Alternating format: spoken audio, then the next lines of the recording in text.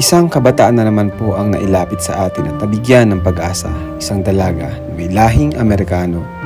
Isang dalagang may malaking pangarap, ngunit hindi sapat ang kanilang kakayanan para maabot ito. Kaya naman labis ang kanyang kasiyahan nang siya ay mapuntahan natin. Naluha pa nga siya sa sobrang tuwa at nagkaroon ng pag-asa. Ano nga ba nangyari sa kanila at paano siya napadpad dito?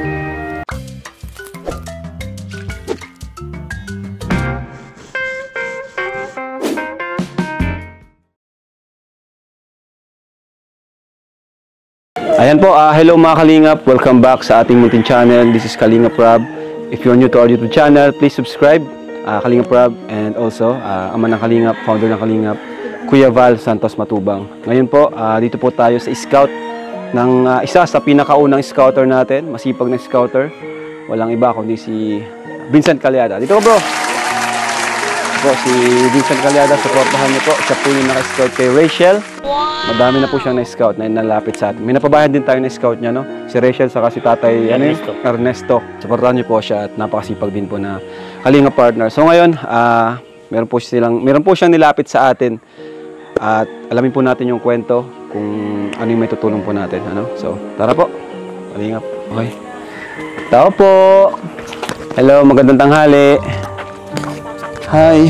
Ay. Grabe, oh. Ay, palagay muna ng mic. Kumusta? Bless ka? Huwag ka na mag-bless. Bata pa ako. Ayan. Ang ganda niya, no? Nakakagulat yung itsura niya. Pang model, matangkad, mga Kalingap.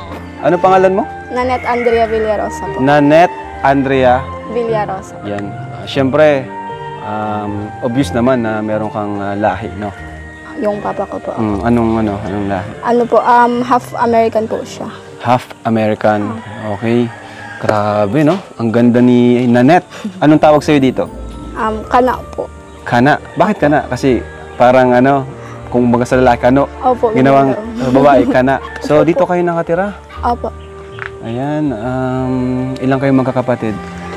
Bali apat po kami kasi may dalawa pong anak si mama sa unay po niyang asawa, tapos dalawa po kami dito kay papa. Okay. Ilang taong ka na pala, Nanette? 21 po. 21 years old. Nag-aaral? Opo. Very good. Anong year mo na? Sa pasukan po, 4th year college na. Pasukan 4th year college na? Opo po na muna po kayo. Oh, sige, thank you. Ang ganda sa bahay niyo kasi presko, maraming puno sa likod. Okay. Buti naman nakakapag-aral ka. Ano yung trabaho ng magulang mo? Si mama po, nagtatrabaho po siya sa barangay as barangay health worker po. Tapos si papa po, dyan po yung work niya ngayon sa Macpela po. Oo nga pala, di pa pala ako nagpapakilala na Net. Ako pala si Kuya Rab, napapanood mo ba ang aming vlogs? Opo. Kami ang Team Kalingap. Ayan, so nakapanood ka? Opo. Ayan, and syempre andito kami. Nilapit ka sa amin ni Kuya Vincent mo para makatulong. Pwede mo bang sabihin kung ano yung sitwasyon nyo dito, ano yung kalagayan nyo? Ano naman po, sa mga araw po na ayos naman po, pero may mga times po na walang-wala po talaga. Walang-wala talaga? Opo.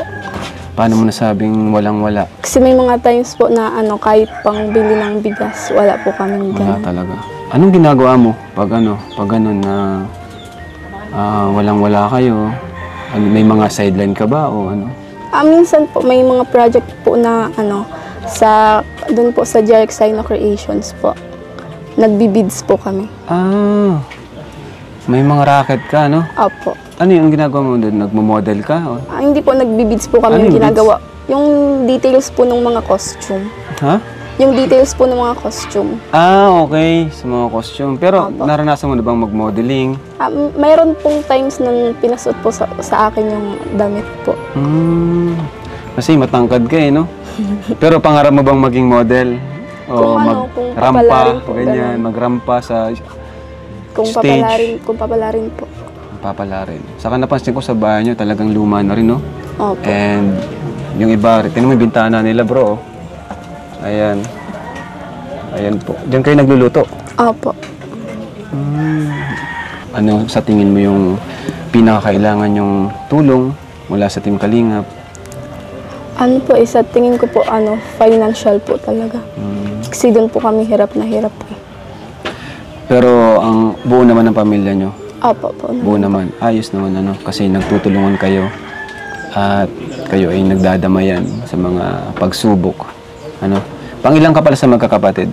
Pangatlo po ako. Panganay po akong anak ni Papa. Ah, okay. So may mga kapatid ka sa mother side. Opo. Pati mga kapatid mo, ganun din.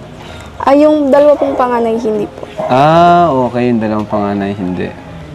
So, anong pakiramdam, Nanette, na nandito kami? Huwag kang kabahan sa amin, ha? Para mo na rin kaming mga kuya. Huwag kang matakot kasi marami na rin kami natulungan na kaedad mo, ganyan, nasa 20, 21, 19. So, relax ka lang at para lang tayo nagkwekwentuhan. Ano? Kinakabahan ka ba? Opo. Halata ka na. Huwag kang kabahan. Tayo ay ano lang naman dito. Para lang tayo magkakaibigan dito. Ayan. Anong pakiramdam ngayon na nandito ang Team Kalingap? Maliban po sa kaba, na-overwhelm po. Overwhelmed? Bakit? Kasi hindi ko naman po ina-expect talaga na yung pagdating nga po ni Kuya Vincent dito na tutulong po siya. Tapos, andito po kayo ngayon. Masaya, ganun. Opo. Ang bait ng aso. Close na close sa'yo yung aso mo. Mahilig ka rin ba sa aso? Tsaka sa pusa po. So, ibig sabihin, masaya ka na parang nagkaroon ka ba ng pag-asa? Kasi dumating ang Team Kalingap sa buhay mo. Ganun, parang ganun. O, parang ganun po. Ay, sino pala yung half American sa magulang mo? Si Papa po. Si papa mo. Sumasali ka ba sa mga palaro, ganyan? Sports? Hindi Parang po. sa tingin ko, magaling kang athlete eh. Hindi po. Wala po Hindi. akong sports. Mahihain ka rin ba? Mahihain ka? Opo. Pero ang ganda mo. Maganda ka. Pero yung confidence mo, parang hindi pa ganong kataas ang confidence mo. Parang ganun po. Mahihain ka. Saan ka nag-aaral pala? Sa State College po. Oh, yung galing. State College? Opo. Sa CNSC po. CNSC. Ang galing ano? Anong course? Business Ad, major in Human Resource Management. Baka kilala mo si Kalingap Lolo. Kilala mo si Kalingap Lolo? Kamukha mo kulot din yun. Taga-State College din yun eh. Ay, hindi ko po kilala. Matanong ko lang sa iyo, Nanette, ano ba yung pangarap mo para sa iyo? Para sa iyong pamilya? Ano ba yung pangarap mo? Para sa pamilya ko, gusto ko po kasi talagang makaalis kami sa ganitong sitwasyon sa buhay. Tapos yung pangarap naman po sa sarili ko, sa ngayon po may mga may thoughts po na gusto kong pagkatapos mag-college, gusto ko po mag-take ng law. Galing, no? May pangarap talaga. Malaki ang pangarap. Sa bagay, dyan naman nagsisimula yung pagiging successful sa pangarap. Pero sa tingin ko magaling ka sa klase. Ay, hindi po. Ayan. Pero nakaano ka sa State College, di ba? Di na rin biro ngayon makapasok sa State College. Buti nga po nakapasok. Buti nakapasok. Saan ka ba nag-high school? Diyan po sa DQ Liwag sa diba? Santo Domingo. Galing mo. Saan ba kayo nahihirapan dito maliban sa pang-araw-araw? Pero itong lupa nyo, sa inyo itong lugar?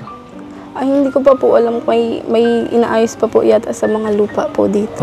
Di yan sa inyo. Hindi. Ito ba, pangarap mo rin ba magkaroon ng sariling maayos at maluwag na bahay, bago? Gusto ko po talaga Gusto yun mo rin kasi pag umuulan nga po ang hirap po dito kasi may mga dami mga butas po. Okay, mga butas na rin pala to kasi luma na rin. Ibig sabihin wala rin sapat na kakayanan ang parents mo para paayos tong bahay. Ang trabaho ng mama mo? Sa Barangay Hall po. Barangay Hall. Magkano Hall sinasahod worker. nun? Hindi ko lang po sure. Parang wala din yun no? Parang mga lang yan. 1,000 plus lang din. Oo, mga 1,000, mga ganun. Grabe. Papa mo, ang trabaho. Diyan po sa Macpela, naglilibing po sila. Dito. Kasi yan, di ba? Parang cemetery yun, bago. Opo, yung bago Parang po. lang din, extra, ganun. Opo. So, rin pala talaga mga kalingap, no? Deserve din na matulungan. Deserve din ng biyaya, blessings ng grupo natin, ng community ng Team Kalingap. Minsan ba, kinakapos ka rin sa baon, pang baon mo, ganun, allowance. May mga times po na ganun. Tapos may mga times po na hindi na rin po ako nakakapasok kasi wala po talaga. Grabe, ano? Ano nagawa mo pag wala kang baon, ganyan? Dito lang po ako sa bahay. Tapos nagka-catch up na lang po ako dun sa mga classmates ko, yung sa kaklose ko po kung anong nangyari po sa school.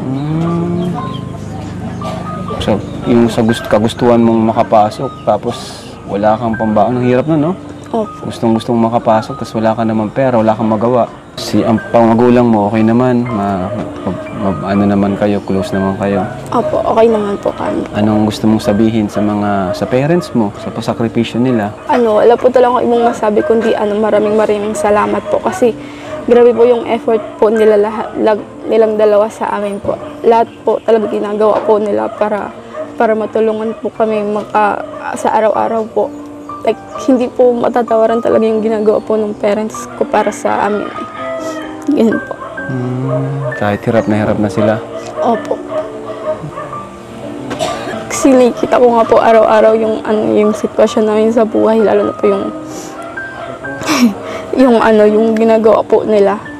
Nakikita ko po nahihirapan po sila, tapos parang wala pa rin po akong magawa. Ganun po. Pero ngayon na dumating ang Kalingap, medyo ka ba? Nagkaroon ng pag-asa? Opo. Marami. Salamat kay Vincent, ano? Opo, maraming salamat po talaga kay Kuya Vincent. Siyempre, galing. Tama yung sinabi ni Biancy na Kalingap ay pag-asa. Diba? Nakakatuwa kasi nakabigay tayo ng pag-asa sa mga kagaya nilang mga kabataan na minsan di nakakapasok, sa kagustuhang makapasok, no? Yun yung magandang tulungan yung masipag mag-aral at masipag magtrabaho. Di ba sumasideline ka pa nga, no? Para lang may pangbaon ka. Ito, maganda tong kunin ng ALM, matangkad, model. Sabi po kami nandun kasi pag may project. Kilala mo ang ALM? Opo, doon po kasi yung Jeric Sino Creations. Ay, di ba nagkasakit si yun? Yun ba yung nagkasakit? Opo. Oo, tanda ko na. Kumusta na siya? Medyo okay na po, magka-comeback na po siya ng projects. Yun nga yun, tanda ko na. Nagbigay din ako dun sa Gcash nun.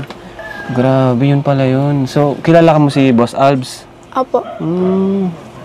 Alam mo na rin palang ALM, pero hindi ka model doon. Parang Artisan po. Artist sa mga costume, gano'n. Opo. Kung may pagpapasalamat ka sa Panginoon, Nanet, ngayong araw na ito, ano yung gusto mong ipagpasalamat sa Kanya?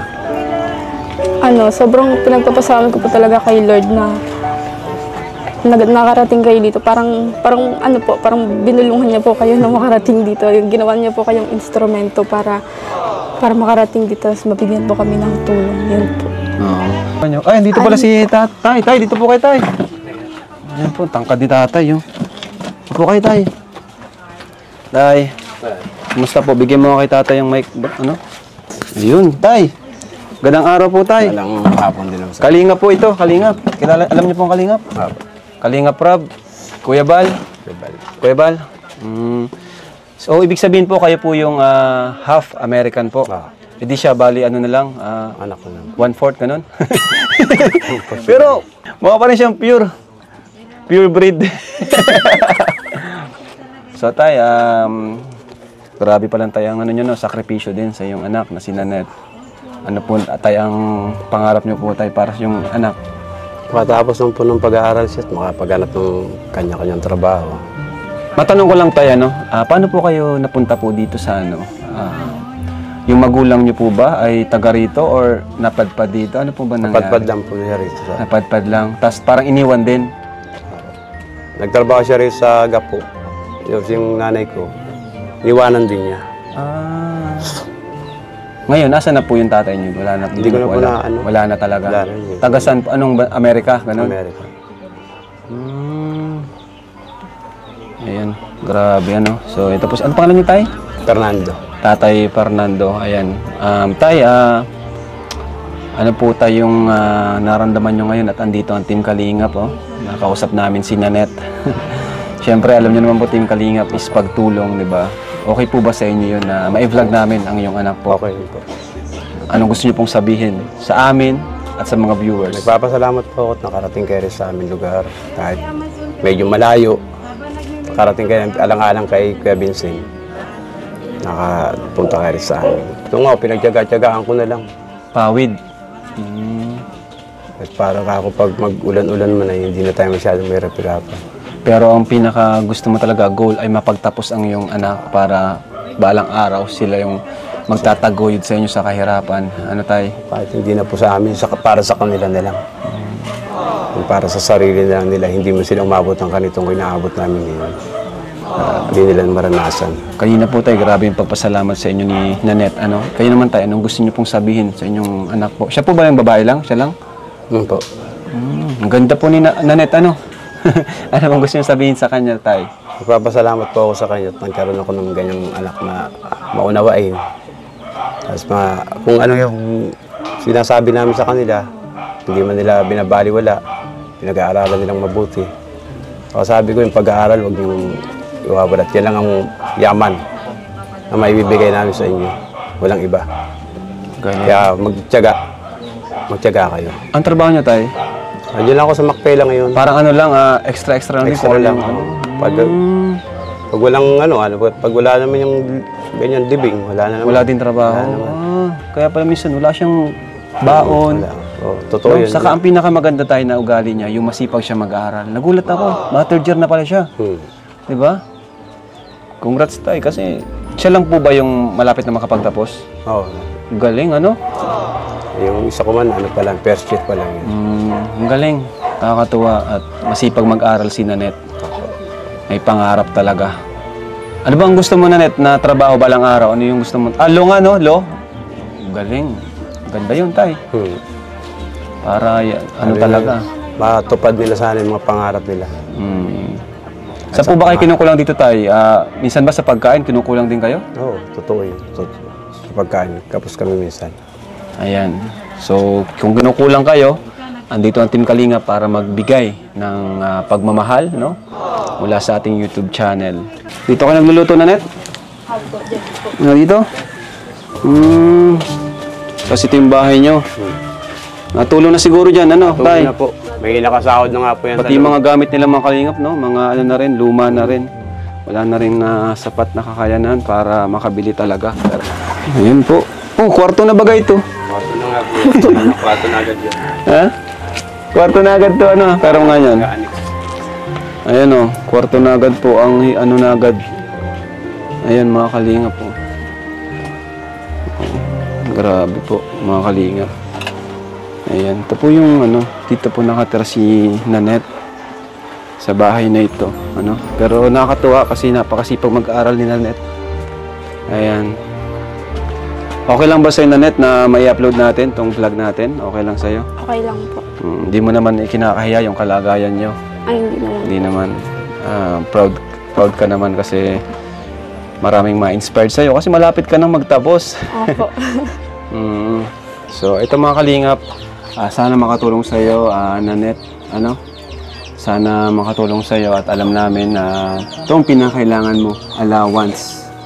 Ano? Magpapasokan na po. Magpapasokan pa lang pala, no? Opo. May tuition ka na, wala ka pang gamit. Ay, hindi naman na po masyadong need ng gamit. Ay, oo nga, no? Opo. Ano lang kailangan mo? Talagang pang-allowance, gano'n? Opo. Tsaka po yung paglalagyan po ng mga files kasi cellphone lang po ang meron ako. Okay. Ayan. So, ito, Nanette, sana'y makatulong sa'yo.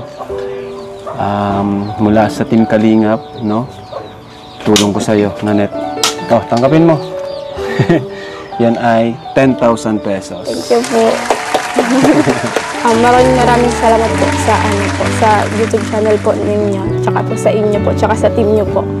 Sana po marami po kayong ma-reach ng tulong po. Masaya ka ba? Ano naramdaman mo? Overwhelmed pa rin po ako hanggang ngayon. Diyan sa natanggap mo? First time mo ba nakatanggap ng ganyan? Kalaki?